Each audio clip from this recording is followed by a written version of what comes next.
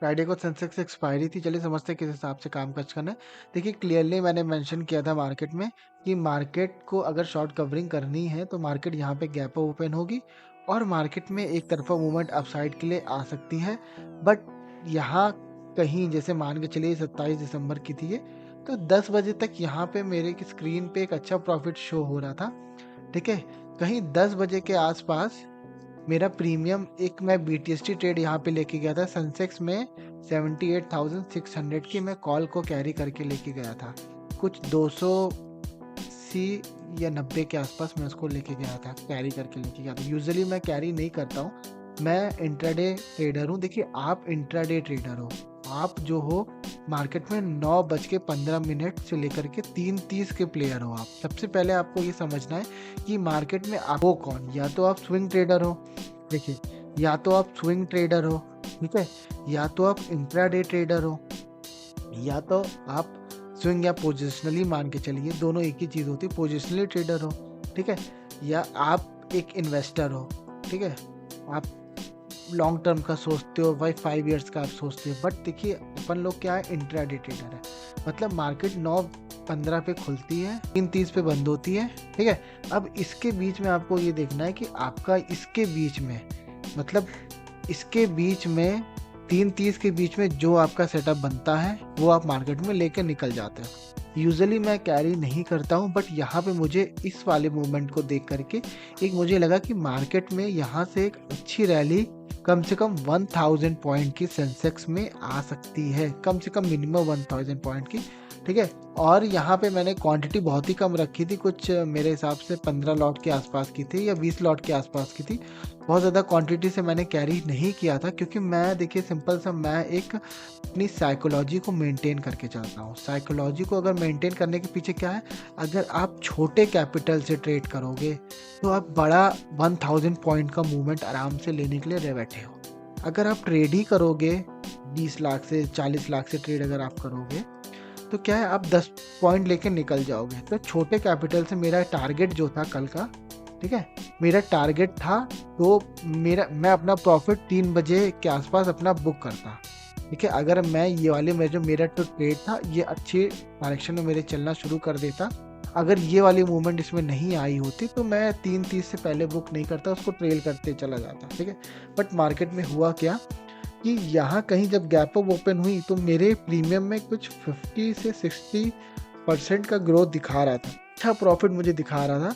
But market ने क्या किया, यहाँ पे कुछ साइडवेज होकर के जब इसका ब्रेकआउट दिया तो मार्केट के सेंसेक्स के प्रीमियम जो थे वो बढ़ ही नहीं रहे थे। मतलब सेंसेक्स का प्रीमियम पूरा स्टक हो गया था, ठीक है।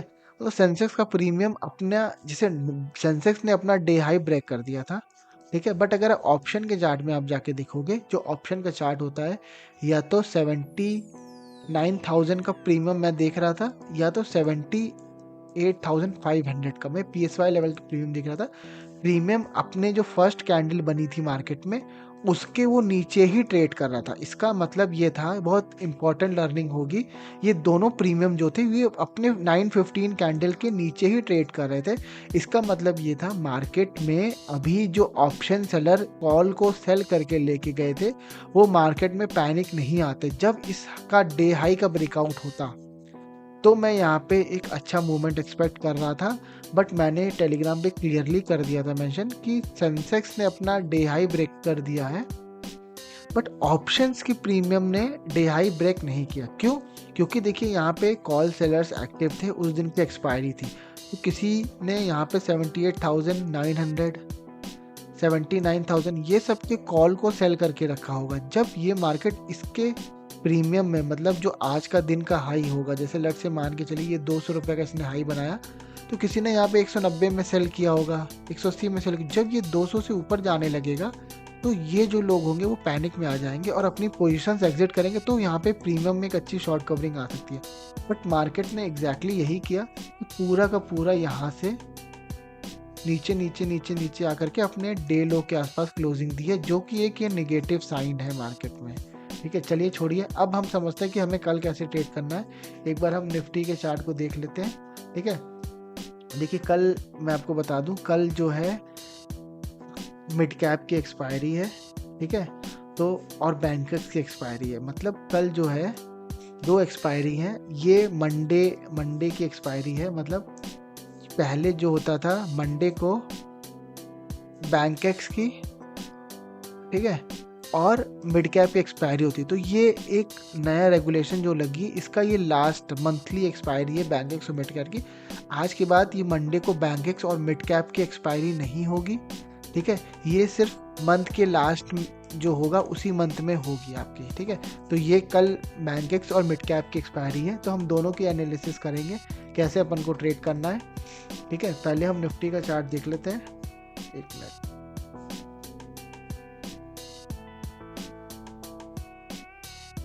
निफ्टी में भी देखिए यहीं पे इसने अपना डे हाई ब्रेकआउट किया था, ठीक है। तो भी निफ्टी के ना प्रीमियम, एक्चुअली क्या था, निफ्टी का जो प्रीमियम था कल फर्स्ट डे था, मतलब नए प्रीमियम का पहला दिन था। तो प्रीमियम जो होते हैं बहुत हाई होते हैं, तो उसमें बहुत ज़्यादा मूवमेंट नहीं आता है मार्केट में, क्योंकि नई पोजीशंस कल बनती है मार्केट में।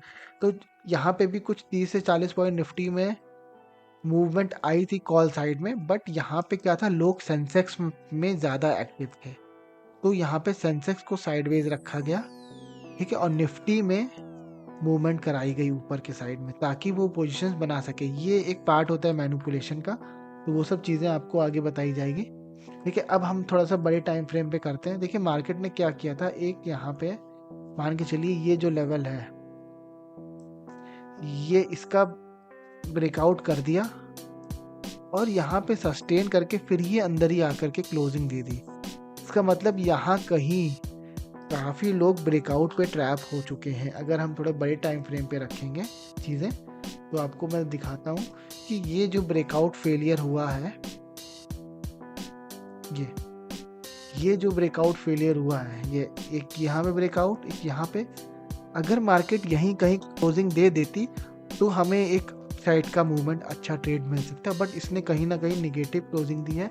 क्या क्लोजिंग दी है, अपने डे लो के आसपास क्लोजिंग दी है, ठीक है। अगर मार्केट क्या करती है, देखिए हम कॉल्स की पोजीशंस कब लेंगे, अगर मार्केट इसके हाई को ब्रेक करती है, जैसे मार्केट यहाँ आती है, ठीक है। लेट से मान के चलिए मार्केट को हम पहले 5 मिनट के टाइम फ्रेम पे एनालिसिस करते हैं, ठीक है। जैसे लेट से मान के चलिए अगर मार्केट कल के डेट में क्या होता है, मार्केट कल के डेट में भी 6 ग्रीन कैंडल बनाती है, ठीक है।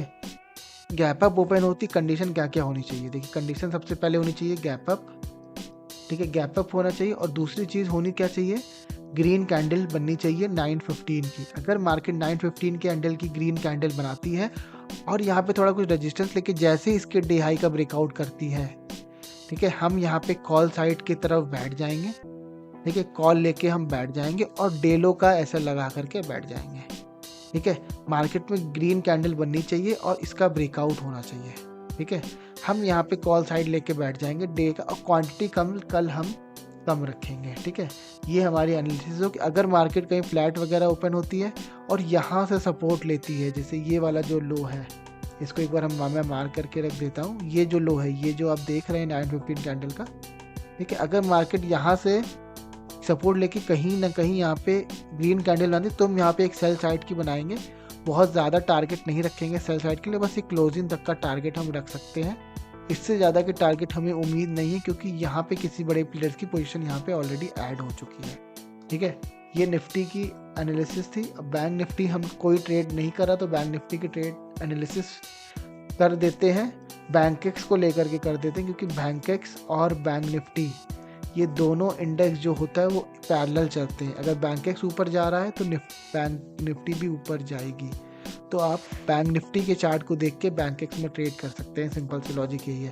बैंकेक्स में भी यही है, अगर मार्केट गैप अप ओपन होती है यहाँ कहीं, ठीक है, 58,000 के ऊपर ओपन होती है, ये एक राउंड नंबर आप मान के चलिए, मैं एक बार मान कर देता हूँ, ये 58,000 के ऊपर अगर ओपन होती है और यहाँ पे कोई रेड कैंडल बनाती है, अगर कोई रेड कैंडल बनाती है, तो जैसे इस रेड कैंडल का हाई ब्रेक होगा हम अपसाइड के लिए बैठ जाएंगे डे लो का सेल लगा करके, ठीक है। गैप अप में देखिए क्या करना है, कंडीशन में आपको फिर बता दूं, 58,500 के ऊपर ओपन होना चाहिए, ठीक है। दूसरी कंडीशन, रेड कैंडल बनाना चाहिए 915 की। जैसे डे हाई ब्रेकआउट होगा, डे हाई मतलब 915 कैंडल का ब्रेकआउट होगा, कॉल साइड में बैठ जाएंगे, लंबे टारगेट के लिए बैठ जाएंगे हम। ठीक है, फिर मार्केट को यहाँ कहीं से रेजिस्टेंस लेना चाहिए, ये जो लेवल है यहाँ से रेजिस्टेंस लेके फिर ऊपर जाना चाहिए, फिर यहाँ से रेजिस्टेंस लेकर के फिर ऊपर साइड ऐसे जाना चाहिए। मार्केट का ऐसा मूवमेंट होना चाहिए कल के डेट में। ठीक है, यही चीज़ सेम बैंक एक्स की है।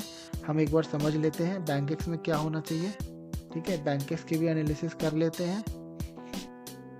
बैंक एक्स में भी क्या सिंपल सी मान के चलिए, अब 11:40 हो रहा है ये। हाँ, बैंक एक्स भी ओपन होना चाहिए सेम 50, एक मिनट, बैंक एक्स यहीं कहीं ऊपर होना चाहिए यहाँ पे। तो मार्केट में एक अपसाइड की टली हम देख सकते हैं, बहुत छोटा सा। फिर 59,000 से रेजिस्टेंस लेगी मार्केट। एक मिनट, यहाँ से मैं ड्रॉ कर देता हूँ थोड़ा सा।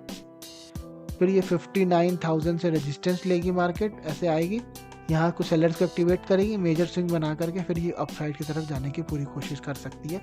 बट गैप अप ओपन बहुत इंपॉर्टेंट है। अगर मार्केट में शॉर्ट कवरिंग लानी है तो यहाँ पे हम गैप अप की तरफ ज़्यादा फोकस रखेंगे। ठीक है, और मिड कैप में भी समझ लेते हैं मिड कैप में कैसे ट्रेड करना है।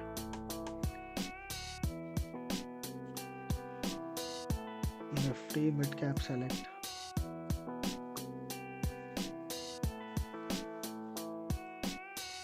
देखिए, मैं बहुत ज़्यादा इंटरेस्टेड नहीं हूँ मिड कैप में ट्रेड करने के लिए, फिर भी मैं एक एनालिसिस बता देता हूँ यहाँ पे। ठीक है,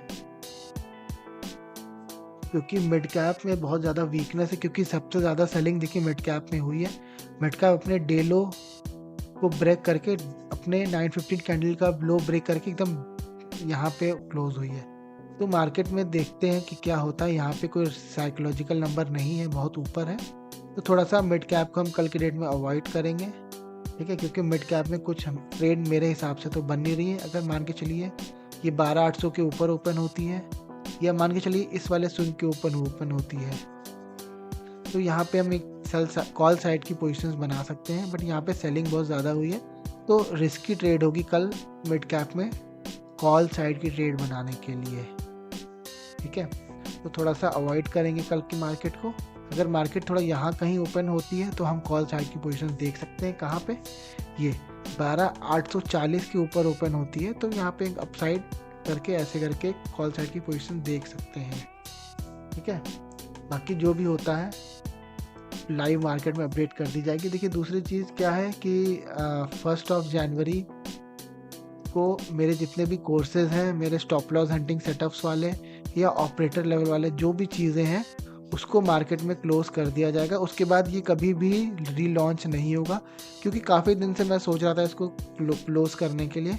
क्योंकि देखिए क्या है ना कि लोग वैल्यू नहीं देते। अब अगर मैं खुद को बताऊं, अगर ये मैं कोर्स जो है 15,000 रुपये या 20,000, 20K या 30K का भी बेचूंगा ना मैं, तो मेरा कोर्स आराम से बिक जाएगा। ठीक है, बट क्या आप सबसे पहले क्वेश्चन ये उठता है कि ये अगर 20,000 का कोर्स मैं किसी को बेचूंगा, ठीक है, तो आप ये समझिए क्या ये मिडिल क्लास वाले जो हैं, जो कम हैं, जिनके जो ऑलरेडी 5-4 साल से 3 साल से या 2 साल से लॉस करते हुए आ रहे हैं, ठीक है, क्या उनको क्या कुछ बेनिफिट होगा?